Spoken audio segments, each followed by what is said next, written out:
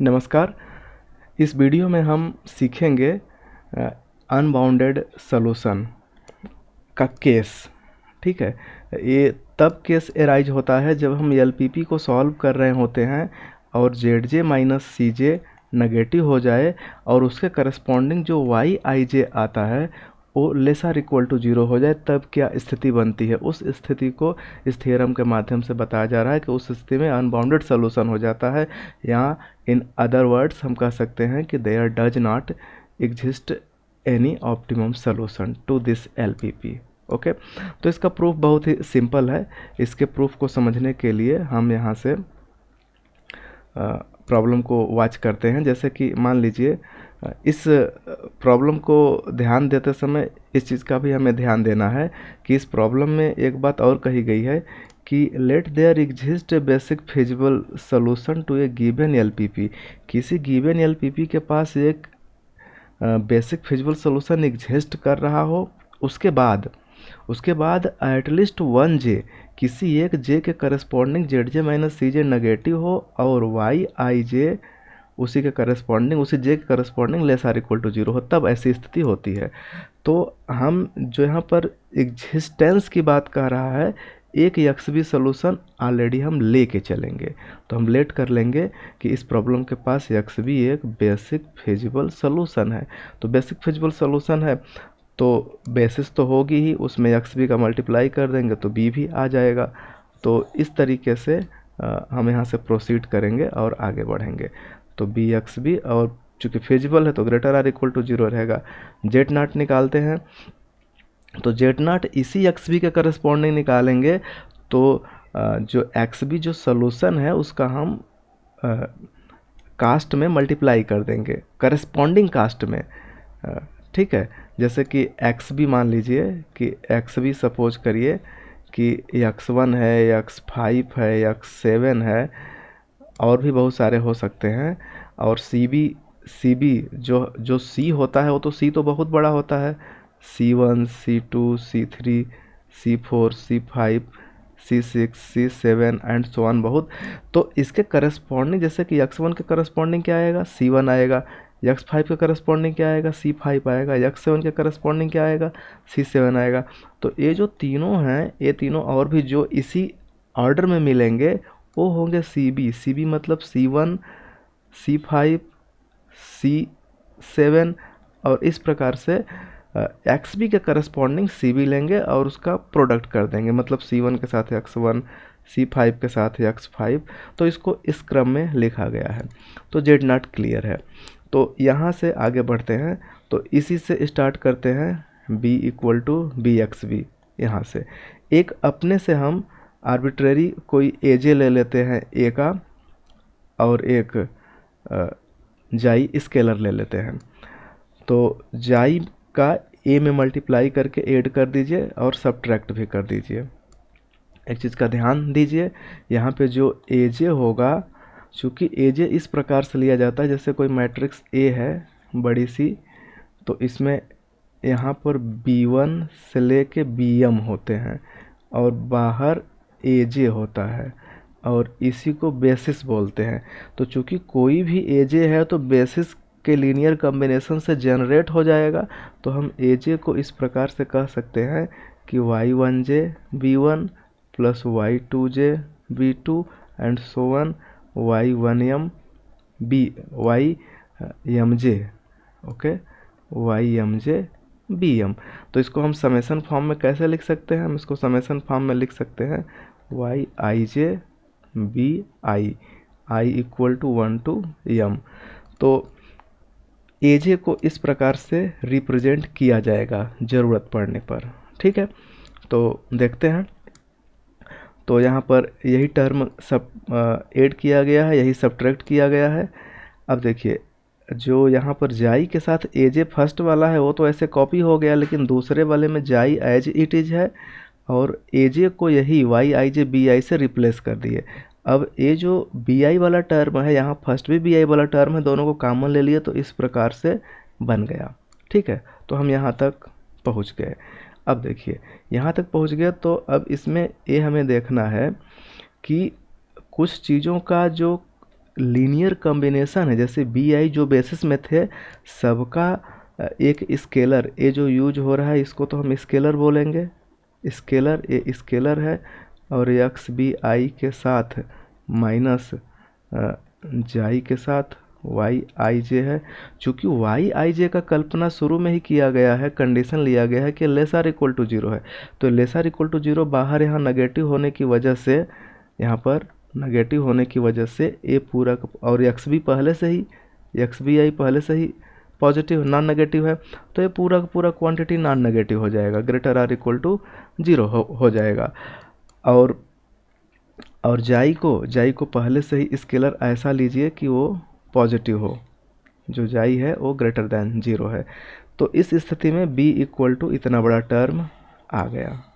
ठीक है, तो अब यहाँ पर ये सोचना है, देखिए ए जो है बेसिक फिजिबल तो नहीं रह पाया, क्योंकि बेसिक होने के लिए फिजिबल है, ये फिजिबल है, फिजिबल इसलिए है क्योंकि वाई आई जे नेगेटिव है, यहाँ पर लिखा है नेगेटिव नॉन पॉजिटिव होने की वजह से, हम बाहर नेगेटिव होने की वजह से पूरे को नॉन नेगेटिव बना देगा, मतलब पॉजिटिव या जीरो बना देगा। तो उस स्थिति में ए नॉन नेगेटिव यानी कि पॉजिटिव या जीरो और ए पॉजिटिव, तो फिजिबल तो है लेकिन बेसिक नहीं है। क्यों बेसिक नहीं है? क्योंकि बेसिक के साथ एक प्रॉब्लम है कि बेसिक होने के लिए उनकी संख्या यम ही होनी चाहिए, लेकिन यम प्लस वन हो गए हैं। जैसे कि इनकी संख्या कितनी है, इनकी संख्या काउंट करिए तो एक से लेके यम तक है, और एक अलग से जाई, कुल मिलाकर के यम प्लस वन हो गए, तो ये फेजिबल है लेकिन बेसिक नहीं है। ओके, इसी चीज़ को यहाँ पर बताया गया है कि मे नॉट बेसिक सोल्यूशन। ठीक है, बेसिक नहीं लेकिन फिजिबल है। तो अब हम क्या करते हैं कि अब हम z का वैल्यू निकालते हैं, मतलब ऑब्जेक्टिव फंक्शन का वैल्यू। तो चूँकि z जो यहाँ पे दिख रहा है, तो अब हम नया z निकालेंगे ना, ए बी इक्वल टू है, तो नया z कहने का मतलब है कि हमारे स्केलर कुछ वेक्टर है, एक एक्स्ट्रा वेक्टर आया है, तो इस केस में जो ऑब्जेक्टिव फंक्शन है, ऑब्जेक्टिव फंक्शन का वैल्यू बदल जाएगा। क्यों बदलेगा? क्योंकि हम जनरली यही करते हैं, अगर आप यहाँ पर ध्यान दें तो ये जो z निकाला गया है कि बेसिक जो वेरिएबल होंगे उनका उनके करस्पॉन्डिंग कास्ट में मल्टीप्लाई करके ऐड कर देंगे यहाँ पर। ठीक है, तो बेसिक तो अब तो बेसिक रहा नहीं गया क्योंकि एक एक्स्ट्रा है, लेकिन प्रक्रिया तो वही है कि जो भी बी आई के मल्टीप्लायर होंगे, जो यही सब होंगे फिजिबल सोल्यूशन, ये भी मिलके फिजिबल सोल्यूशन। तो फिजिबल सोल्यूशन जो आया है उसका हम कास्ट से मल्टीप्लाई कर देंगे, करस्पॉन्डिंग कास्ट से। तो चूँकि यहाँ पर ए जे है, ए जे लिया गया है, तो यहाँ पर ए जे है, ए आई नहीं है, यहाँ पर ए जे है। अगर इसको हम ध्यान से देखें तो ए जे है, तो ए जे के करस्पॉन्डिंग कास्ट वेक्टर कास्ट क्या हो जाएगा? सी जे हो जाएगा। तो सी जे का मल्टीप्लाई करेंगे इसमें जाई में, और बाकी इन सब का मल्टीप्लाई कर देंगे सी बी आई में। तो इस प्रकार से जब हम इसको हल करेंगे तो ये C B I X B I से मिलके ऐसे हो जाएगा, और इन दोनों में जाई कॉमन है, बाहर ले लीजिए, और ये सी बी आई है, ये भी इस वाई आई जे में मल्टीप्लाई होगा, तो इस प्रकार से हो गया। और ये जो है ये पहले से ही जेड जे है, जेड जे का फार्मूला होता है, क्योंकि इवेलुएशन ऐसे ही निकाला ही जाता है, जेड जे बराबर summation B I C B I cost vector. जैसे कि इस प्रकार से होता है कि कोई भी ए जे रिप्रेजेंट किया जाता है B1 B2 Bm के लीनियर कॉम्बिनेशन से। तो जो यहाँ पर Y1j Y2j Ym आते हैं इस प्रकार से, तो इन्हीं के स्केलर, इसको अगर सिंपल फॉर्म में समेशन फॉर्म में लिखें तो i बराबर 1 से लेके m तक Yij और Bi। तो किसी भी एजे को रिप्रेजेंट करने के लिए इस बेसिस के वेक्टर के साथ जो स्केलर मल्टीप्लायर होता है उनको लेकर के, और उनके करस्पॉन्डिंग जो कास्ट वेक्टर है उसमें आप मल्टीप्लाई कर दीजिए, तो ये जो आएगा वो सी जे होगा। तो इसलिए यहाँ पर इस पूरे टर्म को हम सॉरी जेड जे, इसको जेड जे बोलेंगे, सी जे नहीं, तो इसको हम पूरे को जेड जे बोलेंगे। तो फाइनली ए वाला तो जेड नॉट पहले से ही पता है, ऊपर यहाँ देखिए दिया है, इसको यूज कर लेंगे यहाँ पर जेड नॉट। और दूसरा जो जाई है इसको ऐसे ही कॉमन कर लेते हैं, और माइनस और ब्रैकेट में ए सी जे है ही और इसको जेड जे बोलते ही हैं। तो सारी चीज़ें यहाँ तक पहुँच गई। अब देखिए इतना पहुँचने के बाद अब हम यहाँ पर एक टर्म और यूज करेंगे, क्योंकि क्वेश्चन में ही दिया था Z J minus C J negative हो, पहला शर्त, और दूसरा शर्त दिया था कि Y I J less or equal to 0 हो। तो ये हम यूज कर चुके हैं, दूसरा वाला टर्म पहला नहीं यूज किए थे, तो अब पहला यूज करेंगे। क्योंकि जेड जे माइनस सी जे जब नेगेटिव होगा तो बाहर नेगेटिव होकर ये सब पॉजिटिव हो जाएगा, तो जो जेड कैप है वो पॉजिटिव हो गया। ठीक है, तो कहने का सेंस है कि अब ये डिपेंड करेगा एप्साइलन पर, ये जो जाई है, चूँकि जाई ग्रेटर देन 0 है, लेकिन ये इस पर कुछ रेस्ट्रिक्शन नहीं है। तो अगर हम इस जाई को इन्फिनिटी की ओर बढ़ा दें तो ये तो नेगेटिव है, बाहर भी नेगेटिव, यहाँ पर हो करके सब हो गया पॉजिटिव, और जाई बढ़ेगा तो टोटल वैल्यू बढ़ेगा। तो इसलिए जब हम जाई को टेंड कराएंगे इन्फिनिटी की ओर, big quantity, very large quantity लेंगे, तो हमारा जेड कैप भी बढ़ जाएगा इन्फिनिटी की ओर। ठीक है, तो यही शो कर गया कि हमारा जो यहाँ पर टर्म है जेड कैप प्लस इन्फिनिटी की ओर टेंड कर रहा है, hence there is no limit to the optimum value of Z and hence there exist an unbounded solution to the given LPP. Okay, तो इस तरीके से ये थ्योरम कंप्लीट हो गया। इसी के बाद में एक दूसरा थ्योरम आता है, कंडीशन ऑफ ऑप्टिमैलिटी। ठीक है, तो कंडीशन ऑफ ऑप्टिमैलिटी बहुत ही इम्पोर्टेंट थ्योरम है। इसमें ये बताया जाता है कि अगर कोई प्रॉब्लम है, एलपीपी गिवन एलपीपी है, और हम किसी तरीके से प्रॉब्लम को स्टार्ट कर दें सॉल्व करना, और जेड जे माइनस सी जे कैलकुलेट करें, और ये एक स्टेज पर जा कर के ग्रेटर आर इक्वल टू 0 हो गया, तो वहीं पर हम प्रॉब्लम को सॉल्व करना बंद कर देंगे, और वही हमारी ऑप्टिमैलिटी मतलब वहीं पर रुक जाएगा।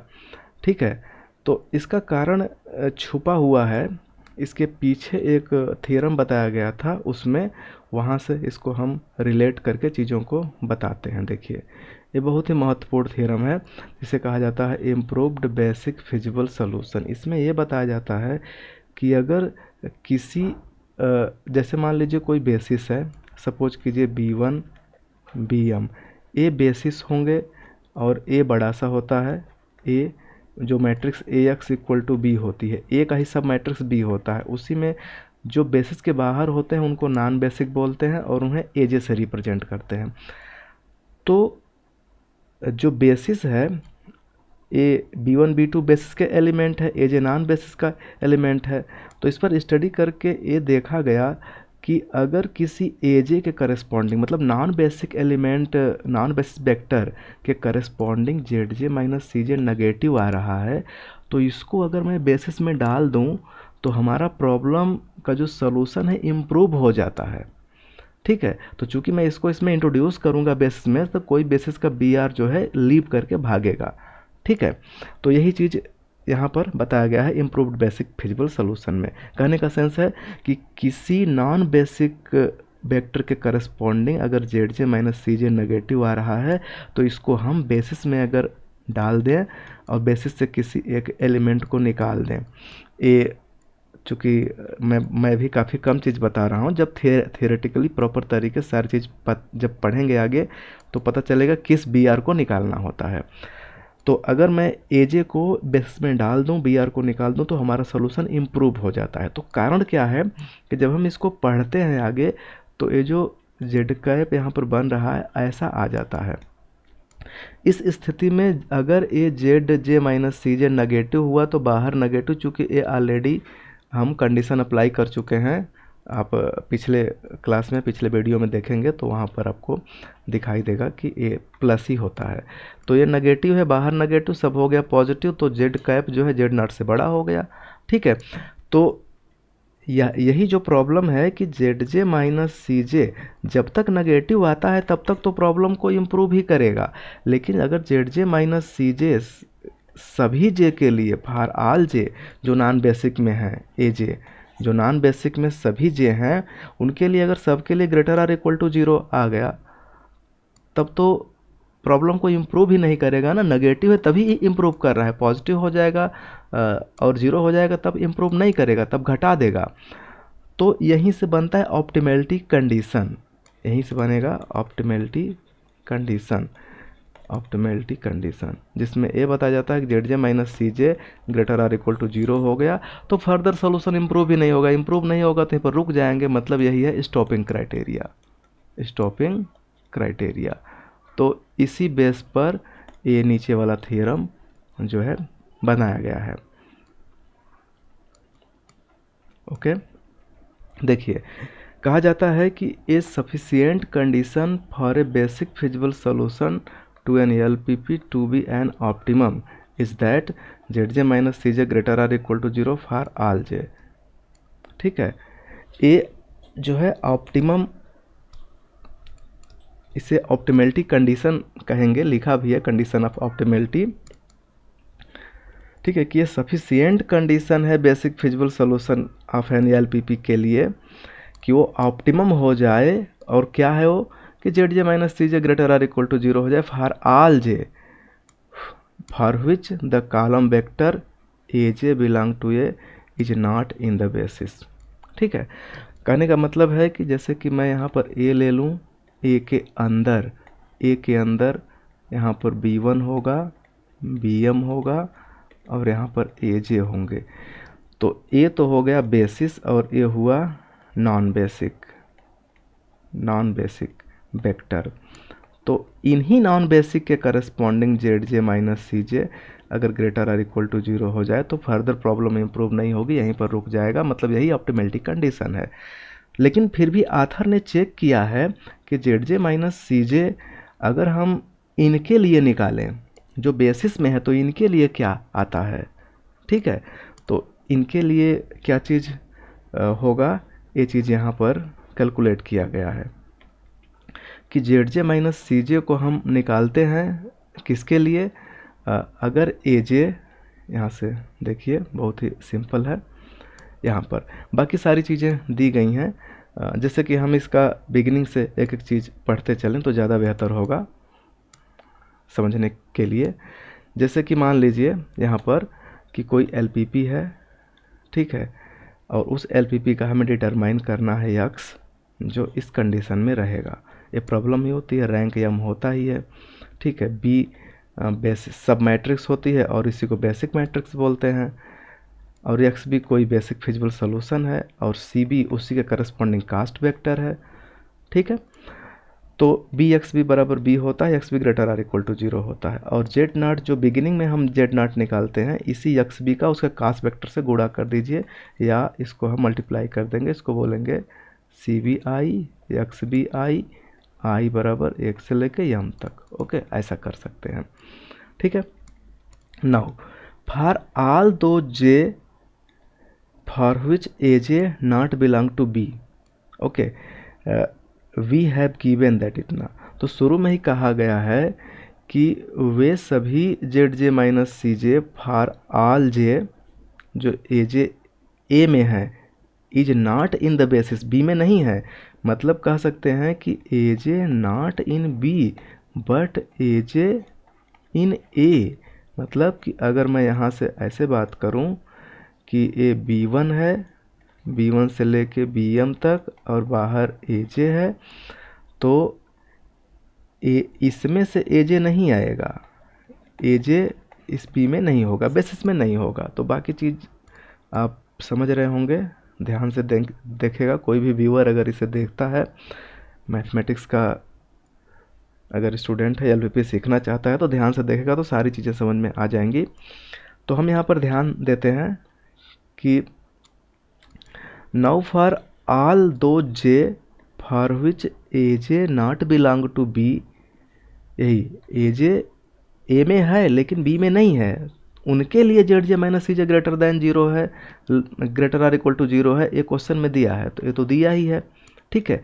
लेकिन आथर की यहाँ पर इच्छा हो रही है कि हम चेक कर लेते हैं, क्यों न चेक कर लें कि जो ए जे बी में है उनके लिए क्या होगा जेड जे माइनस सी जे, ठीक है। तो फिर हम इस थ्योरम को पूरे ए जे के लिए अप्लाई कर देंगे ए पर, ओके। तो इसको यहाँ पर चेक किया जा रहा है। तो जैसे कि मान लीजिए अगर मैं ए जे बराबर बी जे ले लूँ तो सिंपल है कि ये जो मैट्रिक्स होती है उसमें B1 से लेके BM तक और बाहर AJ होता है इस प्रकार से। तो ये मैट्रिक्स B है। अगर मैं कोई AJ B का ही ले लूँ तो एक्चुअली मैं लूँगा क्या, कोई मैं BJ लूँगा, BJ B का। तो BJ अगर मैं B का लूँगा ना तो BJ बराबर होगा, देखिए 0 B1 plus 0 B2 1 into BJ 0 BJ plus 1, ऐसे ऐसे करके 0 के साथ BM इतना बड़ा होगा।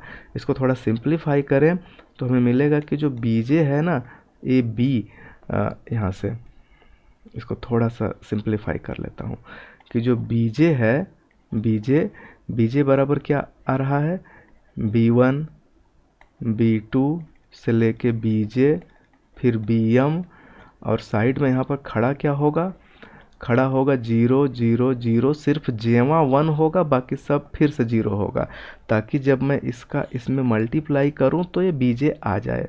तो इसको हम लिख सकते हैं B के साथ EJ, और EJ का मीनिंग क्या है, EJ को यहाँ समझिए, EJ का मतलब है 0 0 0, सिर्फ 1 रहेगा, वो भी जेथ पॉइंट पर 1 रहेगा, बाकी सब फिर से क्या हो जाएगा, 0 हो जाएगा, ओके।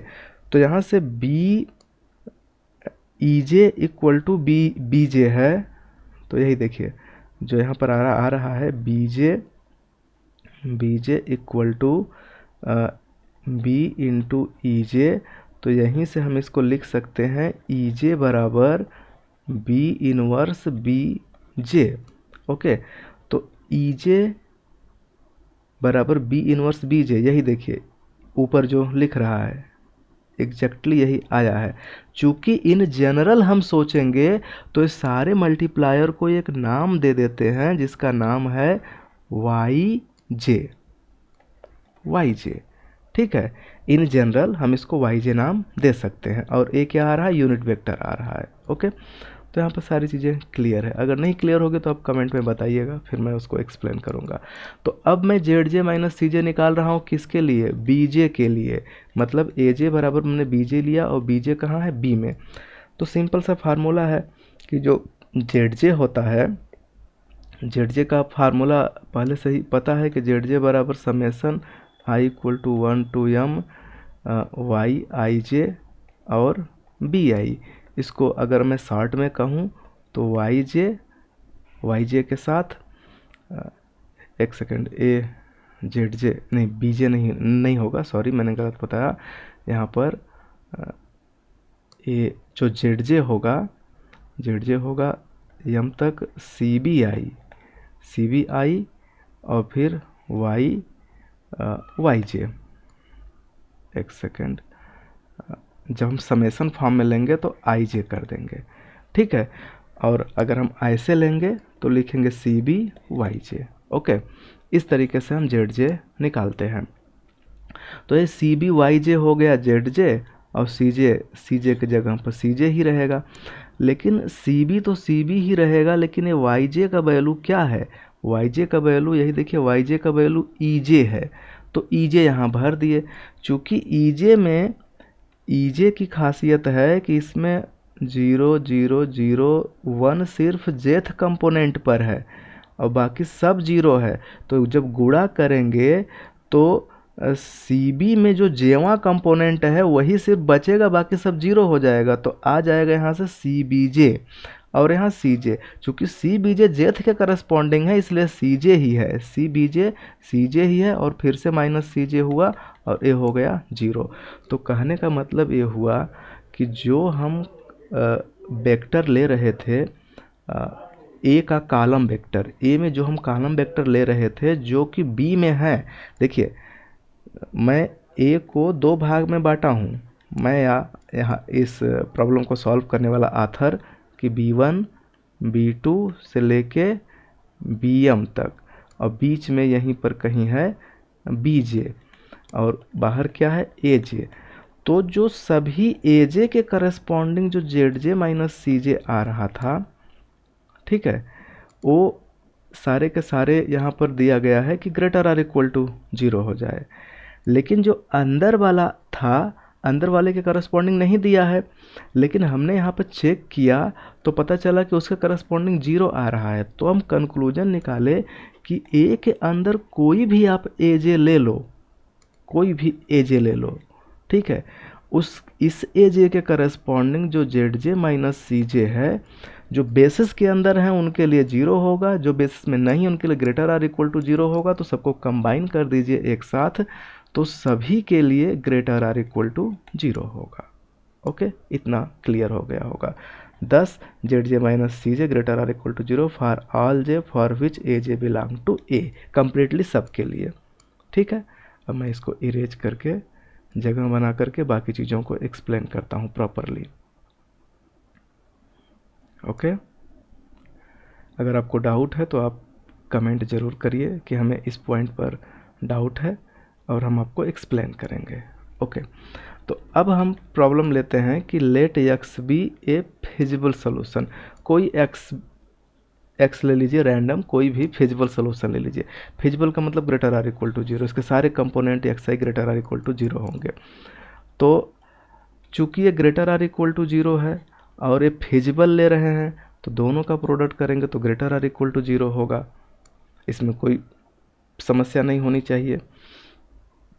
अब इसको हम खोल देते हैं, जेड जे को एक्स जे के साथ और सी जे को एक्स जे के साथ, आराम से खुल गया।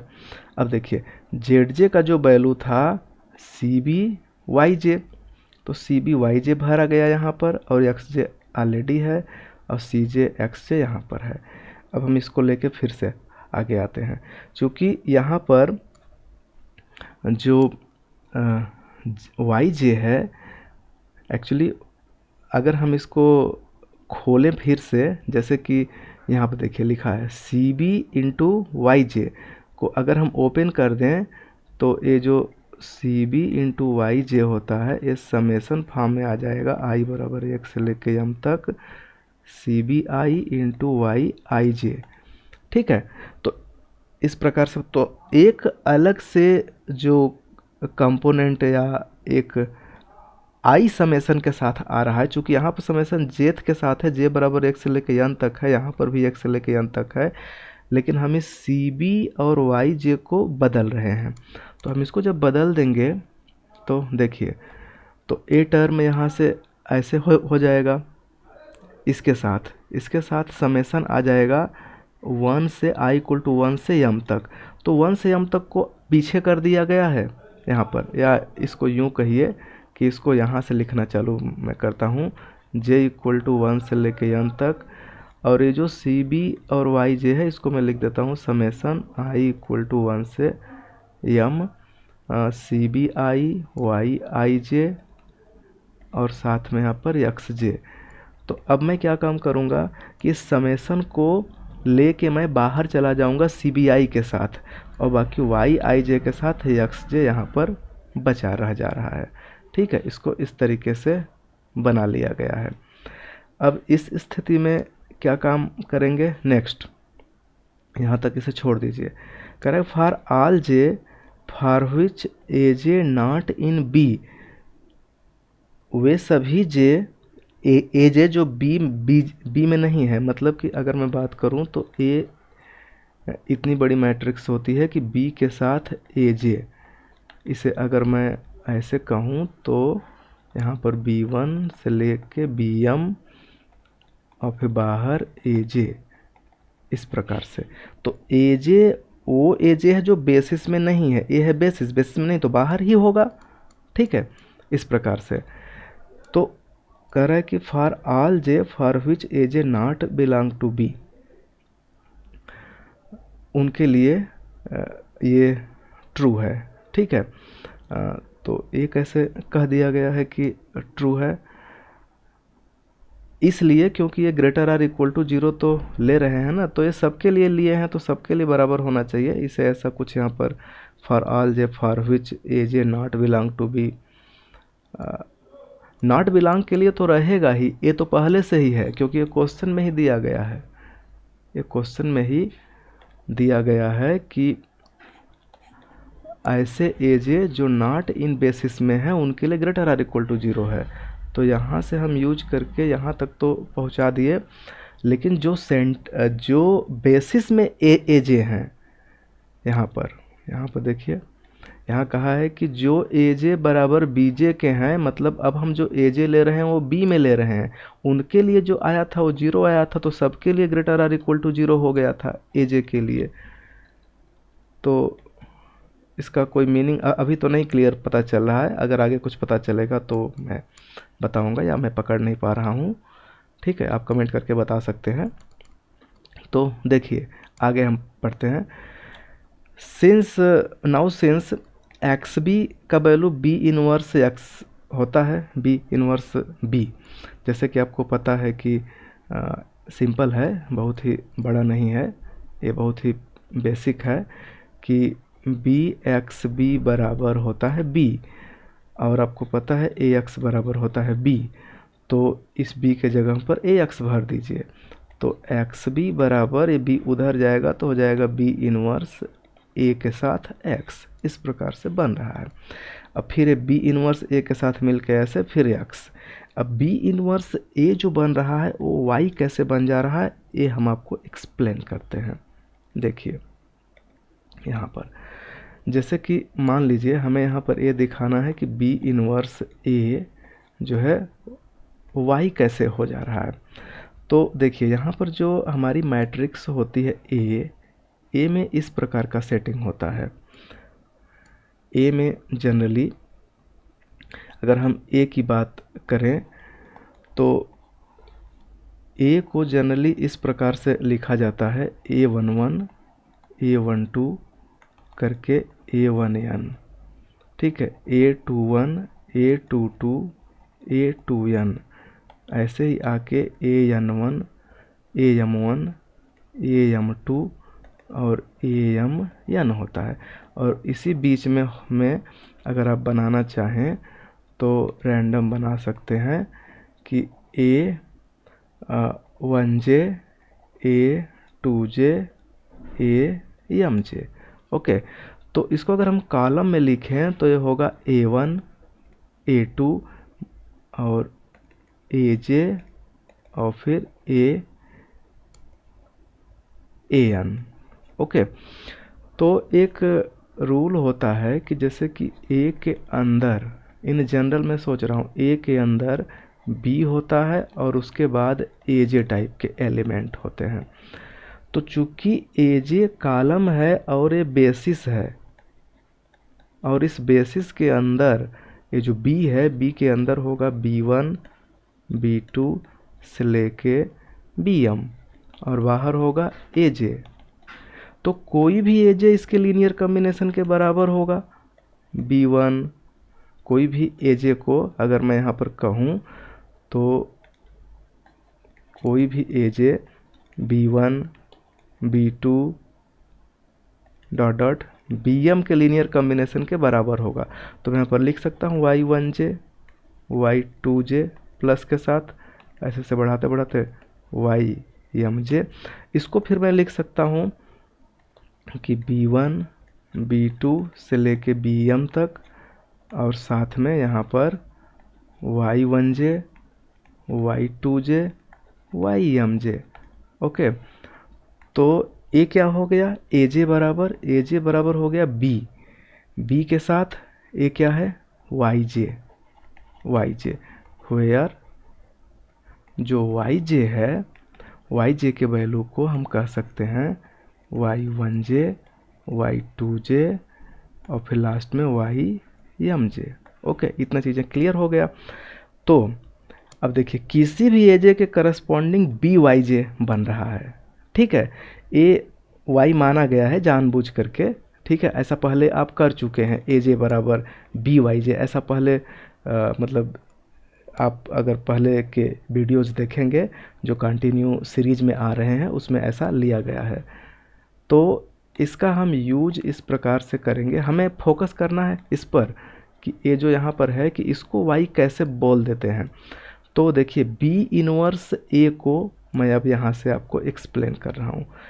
अब ध्यान दीजिए, कोई भी ए जे को आप क्या लिख सकते हैं, बी इंटू वाई जे।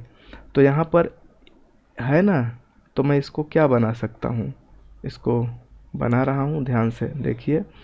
जो मैट्रिक्स है, ए मैट्रिक्स को मैंने लिखा हुआ है A1 A2 AJ AN, और किसी भी AJ को मैं B इंटू वाई जे लिख सकता हूँ। तो यहाँ लिख सकता हूँ B के साथ Y1, B के साथ Y2, और AJ के जगह पर B के साथ YJ, और AN के साथ B के साथ YN।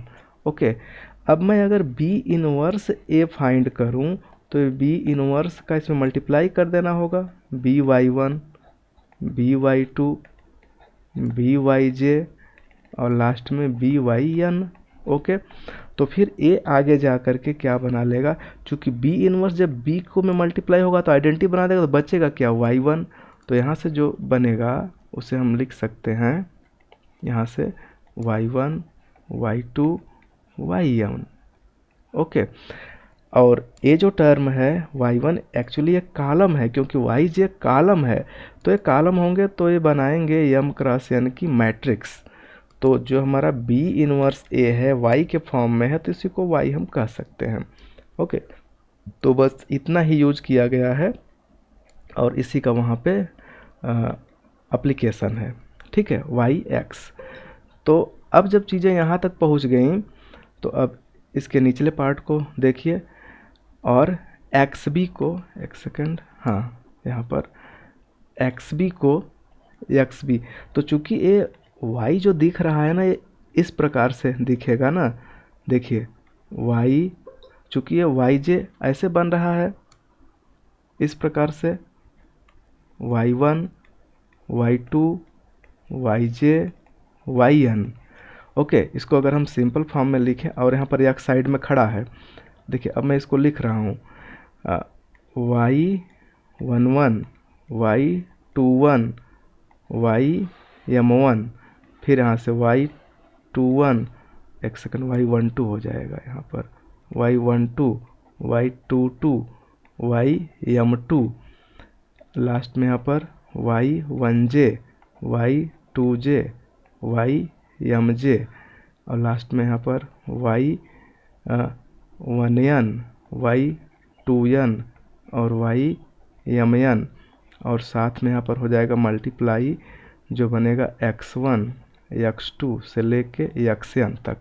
ओके, तो जब सबका मल्टीप्लाई करेंगे तो जो ये फर्स्ट रो होगा, अगर मैं इसको फर्स्ट रो में देखूं तो फर्स्ट रो का मल्टीप्लाई इस फर्स्ट कॉलम में होगा मल्टीप्लाई करते समय। तो इस स्थिति में हम यहाँ पर इसको बना सकते हैं समेसन के फॉर्म में, कि जो पहला जो बनेगा, पहला बनेगा समेसन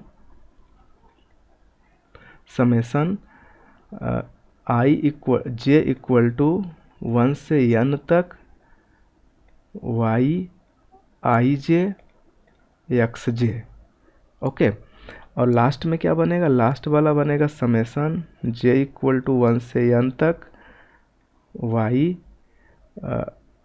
चूँकि ए I बराबर 1 के लिए है तो पहले के लिए 1J है, तो मैं अगर यही कर दूं तो इसी से I बराबर 1 रख देंगे तो पहला मिल जाएगा, I बराबर 2 रख देंगे दूसरा, I बराबर N रख देंगे तो, सॉरी J बराबर मुझे बात करना है, हाँ I बराबर M रख देंगे तो लास्ट वाला मिल जाएगा, ठीक है।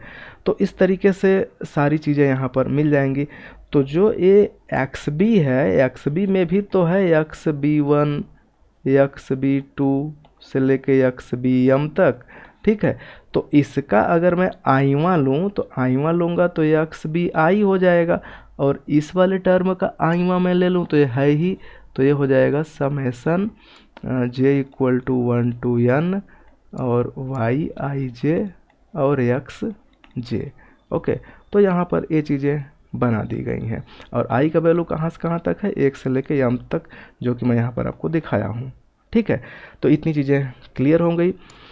तो ऊपर से ये जो टर्म है इतना बड़ा जो टर्म है, इसी को यहाँ पर क्या लिखेंगे, एक्स बी आई, तो ये सी बी आई और इसी को यहाँ ऊपर यूज कर दीजिए तो ये हो जाएगा एक्स बी आई और इस साइड सी जे एक्स जे।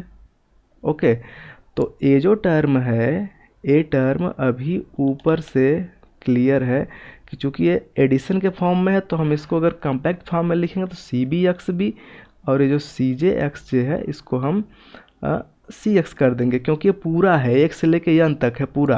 कहने का सेंस है, अगर हम इसको थोड़ा सा इस तरीके से समझाएं आपको कि C1 x1 C2 x2 से लेके Cn xn है, तो हम इसे लिख सकते हैं C1 C2 Cn और ऐसे कॉलम वेक्टर में मैं लिख सकता हूँ x1 x2 से लेके xn तक। तो कभी कभी जब हम इसको मैट्रिक्स फॉर्म में लिखते हैं तो सी ट्रांसपोज एक्स भी लिख देते हैं। अगर हम इसको वेक्टर फॉर्म में डायरेक्ट डॉट प्रोडक्ट करना चाहें तो सी एक्स भी लिख सकते हैं। ठीक है, तो इस तरीके से हम इसका रिप्रेजेंटेशन कर सकते हैं। क्योंकि डॉट प्रोडक्ट में डायरेक्ट बस कंपोनेंट को पकड़ के मल्टीप्लाई करके जोड़ देना होता है, तो इस तरीके से यहाँ सी एक्स है। तो ये जो वैल्यू है सी बी एक्स बी ऊपर जो है जेड नॉट से रिप्रेजेंट की गई है। यहाँ पर देखिए, यहाँ पर ये सी बी एक्स बी को जेड नॉट से रिप्रेजेंट किया गया है और बाकी किसी आर्बिट्रेरी कोई फिजिबल सोल्यूशन है, रैंडम कोई फिजिबल सोल्यूशन ले लीजिए, उसके करस्पॉन्डिंग क्या आ रहा है, उसके करस्पॉन्डिंग सी एक्स आ रहा है और बीच में ग्रेटर आर इक्वल टू है, तो जेड नॉट और जेड स्टार इसके करस्पॉन्डिंग जो आ रहा है, मतलब कहने का कि जो आर्बिट्रेरी एक्स लिया गया था उसके करस्पॉन्डिंग जो हम ले रहे हैं उसे हम यहाँ पर लिख रहे हैं जेड स्टार। ठीक है, तो किसी आर्बिट्रेरी के करस्पॉन्डिंग जो ऑब्जेक्टिव फंक्शन का वैल्यू आया और किसी basic feasible solution X B के करस्पॉन्डिंग जो वैल्यू आ रहा है, ठीक है, वो ज़्यादा बड़ा है, बशर्ते एक कंडीशन इसमें है कि सभी Z J minus C J greater or equal to zero है। ठीक है, तो जब सभी Z J minus C J greater or equal to zero हो जाएंगे तो उस स्थिति में कोई भी अदर सोल्यूशन, अगर कोई अदर फिजिबल सोल्यूशन ले लेंगे, कोई अदर फिजिबल ले लीजिए, ठीक है, कोई भी आर्बिट्रेरी फिजिबल ले लीजिए, चाहे जैसा भी फिजिबल हो, उसके करस्पॉन्डिंग जो ऑब्जेक्टिव फंक्शन का वैल्यू आएगा वो कम रहेगा या तो बराबर रहेगा। ठीक है, तो मैक्स के प्रॉब्लम में हम चूँकि स्टैंडर्ड प्रॉब्लम को ले रहे हैं मैक्स के स्थिति में, तो ये जेड नॉट बड़ा ही है। मतलब कि जब हमारा जो जेड नॉट बड़ा है, इसके बाद में कोई भी ले रहे हैं वो छोटा या फिर बराबर है, तो आगे फिर हल करने की क्या ज़रूरत है, तो यहीं पर प्रॉब्लम रुक जाएगा, आगे फिर हम सॉल्व नहीं करेंगे। मतलब यही हो गया stopping criteria, stopping criteria. Okay, और इसी को बोलते हैं Z J minus C J को greater or equal to zero optimality condition. तो फिर यहाँ पर कोरोलरी बना देते हैं, necessary and sufficient condition for basic feasible solution to an L P P to be an optimum solution is that इतना greater or equal to zero for all J for which A J not belong to B. ठीक है, तो basis को छोड़ सकते हैं, ठीक है, बेसिस को आप छोड़ सकते हैं कि एजे अगर बेसिस को छोड़ के रहेगा तो भी काम चल जाएगा, नहीं तो चाहे तो ले भी सकते हैं, क्योंकि हम ऊपर दिखा चुके हैं ना कि जेड जे माइनस सी जे जो बेसिस होता है, बेसिस के लिए जीरो होता है, तो जीरो इसमें इंक्लूड हो जाएगा, तो कोई प्रॉब्लम नहीं है। अब एक लास्ट थियरम है इस सीरीज का जो काफ़ी अच्छे से यहाँ पर एक्सप्लेन किया गया है। जैसा कि हम पढ़ चुके हैं पहले, आप ऑब्जर्व किए होंगे कि अगर किसी प्रॉब्लम का कोई, मान लीजिए कोई प्रॉब्लम है एलपीपी का, आप देखते हैं कि उसके दो कार्नर पॉइंटों पे, मान लीजिए मैक्स का प्रॉब्लम है, यहाँ पर भी 15 आ गया, यहाँ पर भी 15 आ गया, ये हमारा फिजिबल रीजन है मान लीजिए, और बाकी यहाँ पर 10 आ रहा है, यहाँ पर मान लीजिए 0 आ रहा है। तो चूंकि दो बिंदुओं पर जब मैक्स आ रहा है ना, तो इसके कॉन्वेक्स कॉम्बिनेशन वाले लाइन के हर बिंदु पर 15 आएगा। ठीक है, तो इसी से रिलेट करके एक थियरम आ रही है कि any convex combination of K different optimum solution to an LPP is again an optimum solution to the problem. इसका प्रूफ बहुत ही सिंपल है। जैसे कि मान लीजिए कि हमारे पास x1 x2 xk के डिफरेंट ऑप्टिमम सॉल्यूशन है। तो ऑप्टिमम सॉल्यूशन है तो ax बराबर b को तो सेटिस्फाई करेंगे ही। तो ax1 बराबर b, ax2 बराबर b, axk बराबर b। और चूंकि ऑप्टिमम है तो सब पर z0 ही मिलेगा। ओके, और चूंकि फेजिबल भी हैं तो सब ग्रेटर आर इक्वल टू 0 होंगे। तो हम इनका कॉन्वेक्स कॉम्बिनेशन ले लेते हैं। मान लीजिए आर्बिट्रेरी कोई x है जो कॉन्वेक्स कॉम्बिनेशन है, तो कॉन्वेक्स कॉम्बिनेशन में जो अल्फ़ा आई यूज होता है, इसका समेसन अल्फ़ा आई का वैल्यू 1 होता है, और अल्फ़ा आई पर भी कंडीशन होता है कि 0-1 के बीच में होता है। ठीक है, यहाँ पर लिखा है। तो अब हम एक आर्बिट्रेरी x लिए हैं, अब इस x पर लगा के देखते हैं क्या आता है। ठीक है, और ये आर्बिट्रेरी x रैंडम नहीं है, उन्हीं का कॉन्वेक्स कॉम्बिनेशन है। चूँकि यहाँ पर लिखा है ना कि एनी कॉन्वेक्स कॉम्बिनेशन, ध्यान से देखिए इस प्रॉब्लम को, यहाँ पर बताया जा रहा है कि any convex combination of K different optimum solution, के भिन्न भिन्न ऑप्टिमम सॉल्यूशन हैं, उनका कॉन्वेक्स कॉम्बिनेशन लीजिए। तो एक भिन्न भिन्न ऑप्टिमम सॉल्यूशन है, इनका मैं कॉन्वेक्स कॉम्बिनेशन ले लिया, तो ये जो आया है इस पर भी वही सॉल्यूशन देगा, ऐसा ये थ्योरम स्टेट कर रही है। तो प्रूफ में देखिए x आ गया, x पर हम a को लगा दिए, तो a को लगा दिए तो a अंदर चला जाएगा, a समेसन अल्फ़ा बाहर चला जाएगा, तो axi, और प्रत्येक axi का वैल्यू यहाँ पर देखिए क्या है, b के बराबर है। प्रत्येक axi का वैल्यू b के बराबर है, तो चूंकि इसे लिखा जाएगा ऐसे अल्फ़ा1 ax1 अल्फ़ा2 ax2, खोल के लिखेंगे तो ज़्यादा क्लियर हो जाएगा। ऐसे से करके अल्फ़ा के ax के, चूँकि सभी ax के ax1 का वैल्यू b है, तो मैं यहाँ पर यूज कर लूँ तो अल्फ़ा1 b, अल्फ़ा2 b, अल्फ़ा के b, सब में से b को कॉमन में ले लूँ तो समेसन अल्फ़ा आई, समेसन अल्फ़ा आई का वैल्यू यहाँ पर 1 लिखा है, 1 को यूज कर लीजिए तो b के बराबर हो गया। तो ax बराबर b मतलब ये फिजिबल है। मतलब क्या है कि x हम कोई भी कॉन्वेक्स कॉम्बिनेशन ले लिए x1 x2 xk का, तो ये फिजिबल है, क्योंकि x बराबर b दे रहा है ना, तो यहाँ से क्लियर हुआ कि फिजिबल है, तो ग्रेटर आर इक्वल टू, हाँ, और चूंकि प्रत्येक X I greater or equal to 0 है और अल्फ़ा आई भी ग्रेटर आर इक्वल टू 0 है और 1 के बीच में है, तो जो x का वैल्यू है समेसन अल्फ़ा आई एक्स आई, ये भी तो ग्रेटर आर इक्वल टू 0 होगा। ठीक है, तो फिजिबल भी है और ये वैल्यू को सेटिस्फाई कर रही है। तो मतलब फिजिबल का मतलब नॉन नेगेटिव, और इसको सेटिस्फाई कर दिया। तो अब हम नेक्स्ट यहाँ पर डिस्कस करते हैं 10x इज फिजिबल सोल्यूशन, आगे cx। ठीक है, तो देखिए क्योंकि ये जो दूसरी कंडीशन है ये सेटिस्फाई कराना इसलिए ज़रूरी था क्योंकि ax इक्वल टू बी के साथ x greater or equal to 0 होता है। नॉन नेगेटिव रेस्ट्रिक्शन भी दिखाना है, इसलिए इसको मैंने यहाँ पर दिखाया। तो फिजिबल सोल्यूशन बन गया। अब इसी पर हम इसका ऑब्जेक्टिव का वैल्यू निकालते हैं। तो आपको पता है कि x अगर मिल जाए तो इसको कहाँ ले जाके पुट करते हैं, चूँकि z बराबर होता है c1 x1 c2 x2 से लेके cn xn तक, इसी को c ट्रांसपोज x बोलते हैं या c x बोलते हैं, ऐसे भी लिख सकते हैं, cx भी लिख सकते हैं। अलग अलग सेंस में सबका मीनिंग एक ही होता है। तो cx का वैल्यू अब x तो मिल चुका है, सॉल्यूशन मिल चुका है, अब इसको भर के ऑब्जेक्टिव वैल्यू निकाल लेते हैं। क्या आएगा ऑब्जेक्टिव फंक्शन का वैल्यू, तो c के साथ मैंने इसको पुट कर दिया x का वैल्यू, तो यहाँ पर भी ये c अंदर चला जाएगा क्योंकि c पर कोई समेसन वगैरह नहीं है, तो ये अंदर चला जाएगा। अब चूँकि cxi यहाँ पर ऊपर देखिए cxi का जो वैल्यू है, प्रत्येक cxi का वैल्यू, cx1 का वैल्यू z0, cx2 का वैल्यू z0, cxk का वैल्यू z0, सबका वैल्यू z0 है। तो मैं इसको सबके साथ जेड नॉट यहाँ पर ले लूँगा और जेड नॉट को कॉमन लिया, अगर मैं जेड नॉट को कॉमन ले लूँ तो समेसन अल्फा हो जाएगा, समेसन अल्फा की वैल्यू 1 होता है तो जेड नॉट तो क्या हो गया, उसी के बराबर आया।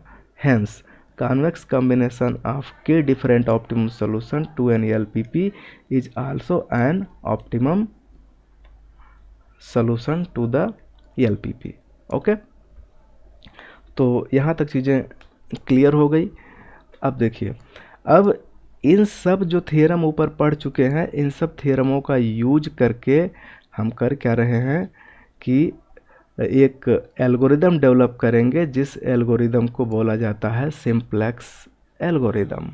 ओके, तो सिंप्लेक्स एल्गोरिदम जैसे कि ये जो जितनी भी थियरी डेवलप की गई है वो मैक्स जेड के लिए डेवलप की गई है, तो हम जब भी देखेंगे इसको मैक्स के सेंस में ही देखेंगे। अगर कोई प्रॉब्लम मीन की आ रही है, ठीक है, मीन की आ रही है तो हम इस मीन को बदल देंगे मैक्स में। कैसे बदलेंगे, जैसे कि उदाहरण के तौर पर हम आपको समझाते हैं। जैसे मान लीजिए कि कोई प्रॉब्लम है, एफ एक्स का वैल्यू या सिंपल ऐसे कोई प्रॉब्लम लिखा है, mean of x square plus 1, इतने बड़े का मीन निकालना है, एक्स बिलोंग कर रहा है रियल पर। तो इसका अगर हम ग्राफ खींचें तो ग्राफ खींचेंगे तो ये किस तरीके का आएगा, ये इस तरीके का आएगा, जो 1 0 पर 0 1 पर, ये 0 1 पर, या यूँ कहें x बराबर 0 पर मीन अगर हम mean of x square plus 1 का वैल्यू 1 होगा। ओके, इसको हम मैक्स के सेंस में भी देख सकते हैं। अगर हम इसको कह दें max of minus x square plus 1, इसका ट्रेसिंग करिए, ये नीचे से जाएगा। आप ऑब्जर्व करोगे कि ये 0 पर -1 देगा, x बराबर 0 पर जो मैक्स का जो वैल्यू है, max of minus x square plus 1, इसका वैल्यू -1 देगा। लेकिन अगर इसके हम आगे फिर से माइनस लगा दें तो फिर से अगर हम इसके आगे माइनस लगा देंगे यहाँ पर तो फिर से 1 हो जाएगा। तो कहने का मतलब यहाँ पर एक क्लियर हुआ कि मैक्स जो मीन है, मीन ऑफ जेड को हम मैं रिप्लेस कर सकता हूँ मैक्स ऑफ माइनस जेड बाहर माइनस। ओके, तो अब हम किसी भी मीन वाले मैक्स के प्रॉब्लम को तो एज इट इज सॉल्व कर लेंगे, लेकिन जो मीन का प्रॉब्लम आएगा उसे इससे चेंज करके इतने को लेके हम सॉल्व करेंगे, और जब आंसर आ जाएगा तो लास्ट में जेड वाला अप्लाई कर देंगे। ओके, तो इसी आइडिया को यहाँ पर जो है यूज किया गया है। ओके, तो बहुत ही सिंपल फार्मूला है। इसमें हम हमेशा Z J minus C J को कैलकुलेट करते हैं, और जेड जे माइनस सी जे ही हमें आगे बढ़ने के लिए मोटिवेशन है। जहाँ पर Z J minus C J negative होगा वो तुरंत बेसिस में इंटर करेगा, वो तुरंत वेक्टर जिस जे के करस्पॉन्डिंग जिस ए जे के करस्पॉन्डिंग सी जे माइनस जेड जे नेगेटिव हुआ, वो ए जे बेसिस में चला जाएगा और बेसिस में से कुछ निकलेगा।